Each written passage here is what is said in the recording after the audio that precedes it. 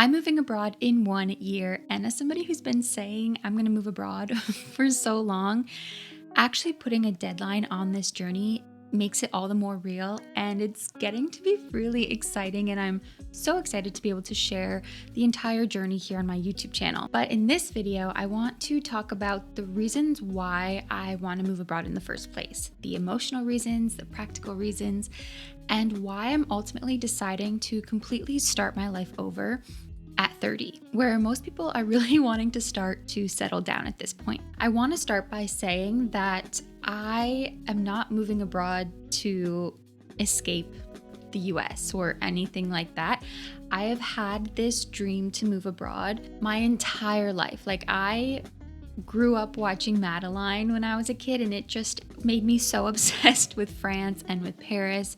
When I was a teenager, I really wanted to live in Australia, and it's just always been something that has been within me. Like, a part of me knows that there is something waiting for me somewhere else, and I don't know what that is, but I've always wanted to know, and I will find out. To me, moving abroad really gets this sense of excitement within me. Like, when I talk about it, I just feel my face light up. I feel this deep desire for some sort of adventure and for going for a life that's a little less traditional.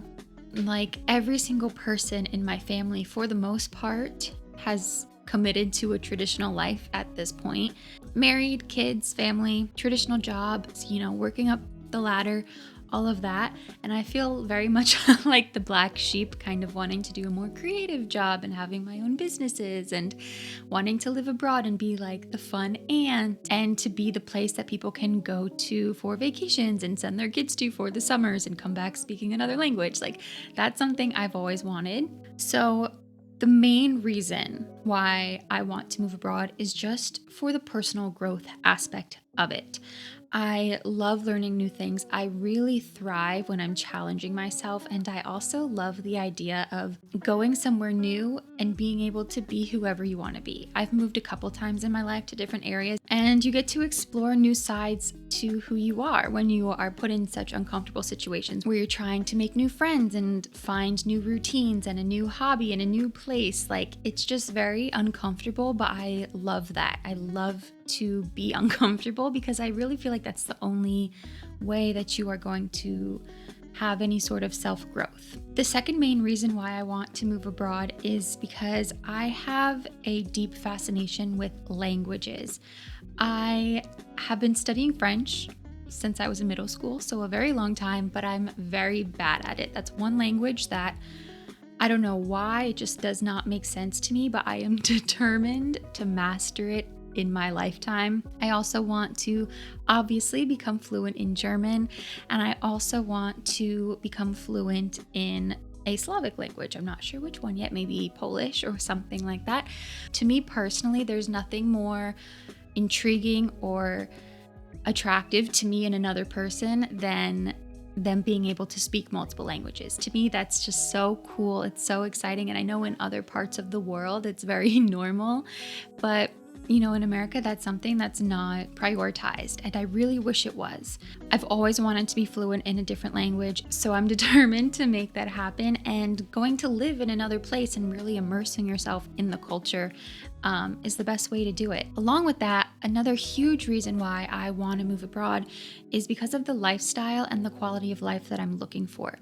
It is so important to me to live somewhere that's walkable, that I don't need a car to get around everywhere. Where I live, at least, I need a car to go pretty much everywhere, and I do live very close to the main downtown area where I live, but to get there, I still need a car. So that's so much extra money every single month going to car payments, going to car insurance, to gas. Another aspect within the quality of life is really the quality of food. When I go to a grocery store, I cannot begin to tell you the level of anxiety I have looking at the ingredients for different foods. I go through phases where I'm like heavily focused on it, and then other phases where I'm like, I just can't even think about it because otherwise I just get too overwhelmed and too anxious. But I just want to go somewhere where I don't have to stress so much about all of the different chemicals and crap that's in the food or the hormones that's pumped into all of it. It's so stressful and so unnecessary. And this is a topic I could talk about forever. My dad, had stage 4 colon cancer, then he got ALS. So health is so important to me. And I know most of it starts with the food that you eat. And so that is so important to me. I want to live a long, healthy life. And that's not like the easiest thing to do here unless you want to pay millions of dollars in medical bills here in the States. But I digress. Under the umbrella of lifestyle and quality of life, I want to talk about relationships and children as well. It's like where I live now and the situation that I'm in represents this traditional path, right? I could find someone, I could settle down, I could get married, I could have kids right now. Or I could go do this other thing that's been calling me my entire life, maybe be a few years off that path, but be so much more happier, be so much more fulfilled, and have that energy when meeting that person. It's going to be so much more of a fit. Like if I'm over here in this traditional path and I meet that person, there will always be a sense of regret that I didn't go and do this. So to me, I'm going to meet my person when I'm living the life that I want, when I'm living the lifestyle that matches what I want in life. Does that make sense? Aside from that, raising kids abroad, to me, it's everything because I want to have my children be able to speak multiple languages, to be really cultured, to be able to go on trips even if it's an hour or two away, and still have a whole different perspective on history, learn so many new things about culture. I want them to have a lot of respect for different people and different cultures, and to be able to speak to different people from different cultures with different languages, because that's something that I always wanted here in the States, and I know how important it is to be able to speak multiple languages and how much of an asset that is. So I really want that for my kids, and to just live a simpler life. Like here in the States, I'm a Capricorn. So I have to put that out there. I have this need to prove myself through work. Like my worth is attached to how busy I am. And that's a mindset that a lot of people have here, whereas it's not that mindset in other places, especially in Europe. As I've gotten a little bit older, I've definitely pulled back from that hustle culture mindset, but even having to keep up with it because of the cost of living now. So I want to be able to go somewhere else where it's not the biggest priority to be the busiest person to prove your worth. It's like, no, you want to be the happiest person, the one with like the most hobbies, the most fun things to talk about. That's not work. That leads me into the topic of financial stability. It's no secret that the cost of living in the States has gone up so much, and I know it's going up in a lot of places all over the world. However, it's hard. As somebody who lives alone and is doing life alone right now, it is very challenging. And that's also, why I feel this need to constantly be busy, because if I don't feel like I'm busy, then I feel like something bad's going to happen to me financially, where I'm not going to be able to get through. The cost of living here is just too high, and I don't know how that's going to be fixed. Is there a cap? Will it just keep going up? Like, I don't understand how this works, but I just see a better life for myself. So I plan to move abroad where I can live somewhere with a lower cost of living while still keeping my remote US job and my US income, at least for a while. That way, I will be able to get ahead, finally, pay off my student loans, because that's a huge thing that so many of us, especially millennials, are dealing with. It's like if you're living alone and you have student debt and you have this cost of living crisis, it's like you're getting by, but you can't save for a house. You can't save for kids. Like, you're just stuck. So it makes a lot of financial sense to live somewhere where the cost of living is lower, keep that US income, pay down the debt, save up for a home, and be able to really build a life that's not focused on just survival, because that's really what we're doing here in the US, is just trying to survive. The last reason why I want to move abroad is to really connect with my ancestry. If you watch my videos, you know that I went through the citizenship application process with my dad before he passed away. And he has always been somebody who wanted to go to Germany specifically. He never really traveled around. He was a very hard worker and worked his entire life. He never got to travel. So to me, I want to do this, one, for him, to get to kind of take him in spirit with me wherever I go. It's so important to me to be able to go to these places where my family is from and explore it, to see like where they lived, to kind of walk in their shoes, because I am obsessed with Ancestry. I love Ancestry.com, and I have traced my lineage back until about the 1500s as far as I could go, on all sides, my mom's side, my dad's side, on every direct ancestor I could get through.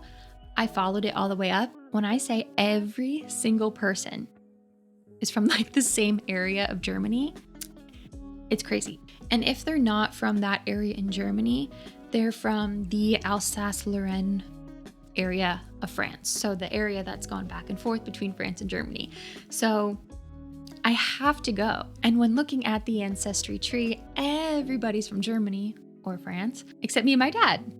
So it's like, I gotta go back and reclaim that, because if they've been there forever and like the world wars is what brought them here, I feel like I owe it to at least my dad in spirit to go back for us. And when I do move abroad, you can bet I'm going to be making videos exploring my ancestry and telling their stories in the areas where they come from. Now I briefly want to touch on the different reasons why I haven't left yet, because I did say I've been wanting to move abroad for a long time.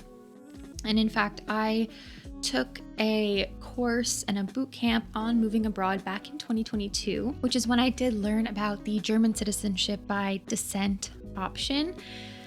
So why did I wait so long? Why did I wait until now? Life happens, right?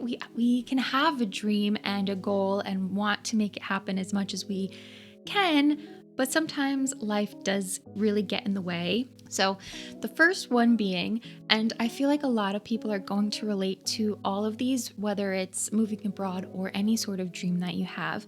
The first one being guilt of leaving your family, or guilt of going somewhere and coming back and your family being older. You know, when it was 2022, my dad at the time, he had relapsed with cancer. And at this point, we didn't know he had ALS, but his arms were starting to not really work very well. He was starting to slur his words, and we weren't sure what was happening. We thought it was just, the cancer. So I was, taking these courses, thinking about moving abroad, talking to my family about it. And I'm sitting here like, how could I ever move abroad when my dad is sick? I didn't know if he was going to recover or what at the time. So I was like, if I move abroad, what if he only lives like 3 more years and I'm only able to come home twice a year, and then I only get to see him 6 more times in my life? Like, I can't live like that. So this was the thought that was happening in my mind, like, I can't leave because I'm going to miss out on all this precious time. So that was something I was really battling.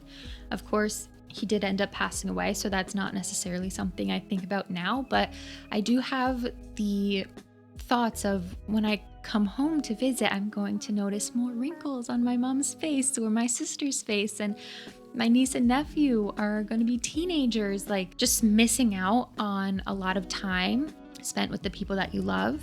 So there is this inner crisis that I think most people who do move abroad end up feeling. Another reason why I did get stuck was, like I said, life happened. I broke my foot, which I told you about. I ended up losing a job, so all of my savings went down to zero just to be able to pay my rent because of the cost of living here. It all ties together. My plan to move abroad that next year fell through because I just had to focus on survival. Now, the main reasons why I'm still here and why I put this 1-year deadline on instead of 6 months is, one, I just signed a new lease, so I'm moving in a month to give me exactly 1 year to move abroad. But the citizenship, right? I'm about, how far am I in? Let me think. I'm 19 months in. Really? I guess that makes sense. So the word going around is that it takes about 2 years to get the citizenship through Descent, the Stag 5 route to citizenship.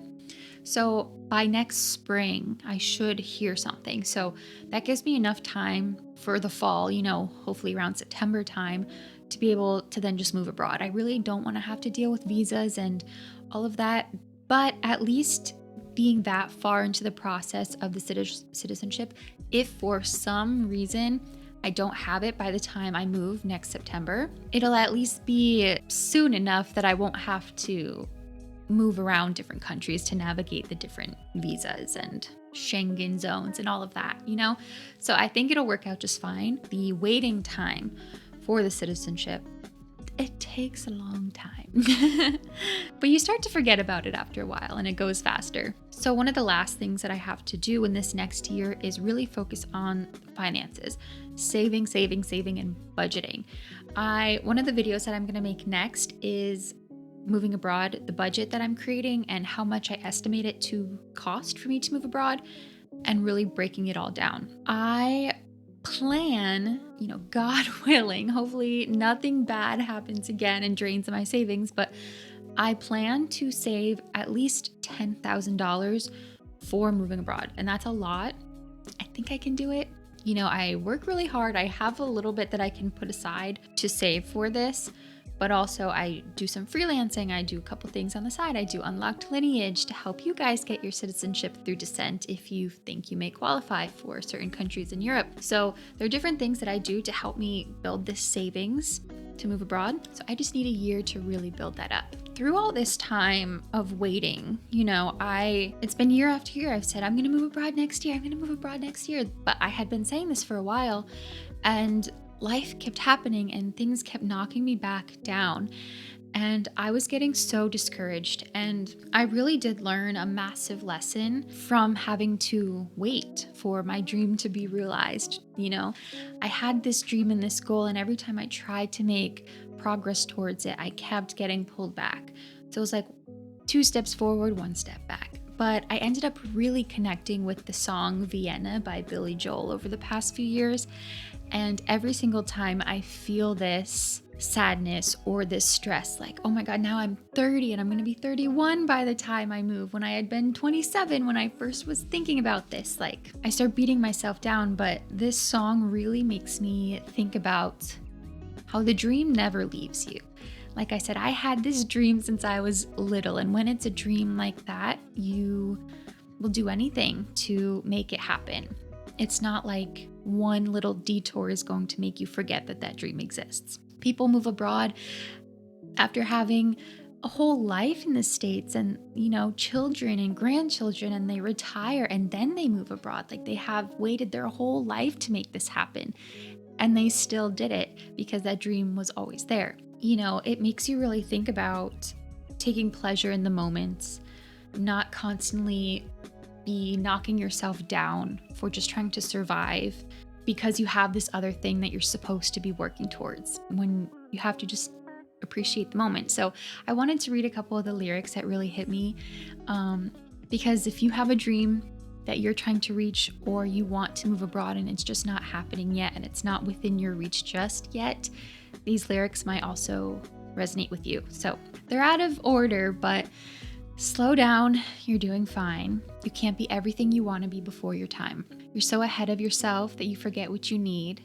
Though you can see when you're wrong, you can't always see when you're right. Like for me, I was always beating myself down for having all of these circumstances happen to me that were out of my control. But when I take a look at it now, I'm like, okay, I wouldn't have been ready to move abroad then. Like, I wasn't the person that I needed to be. I wasn't strong enough. I didn't have the mental resilience to be able to do this on my own back then. Like, people are always just focusing on the future and what's next and what's ahead of themselves, when in reality, sometimes you just really need to focus on the present and just figure out what your current needs are and get through that time. And you might not even be realizing in the moment that you're doing exactly what you need to in order to set yourself up for a better future, in order to have that dream come true. So then there's slow down, you crazy child. Take the phone off the hook and disappear for a while. It's all right. You can afford to lose a day or two. When will you realize Vienna waits for you? The dream will always wait for you. Don't feel like you have to rush.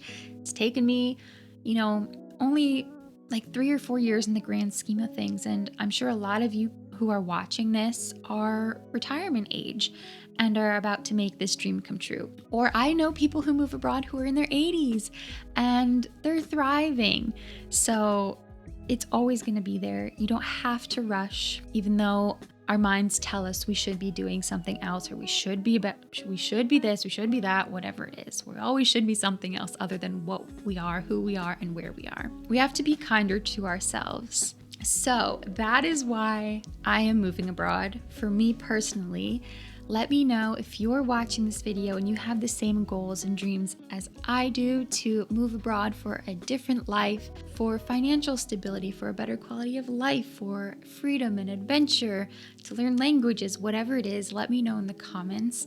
What is your main reason for wanting to move abroad and have this dream become a reality? And if you enjoyed this video, please go ahead and subscribe for the journey. You can watch me move abroad step by step starting right now, and I will see you next week with another video. Bye.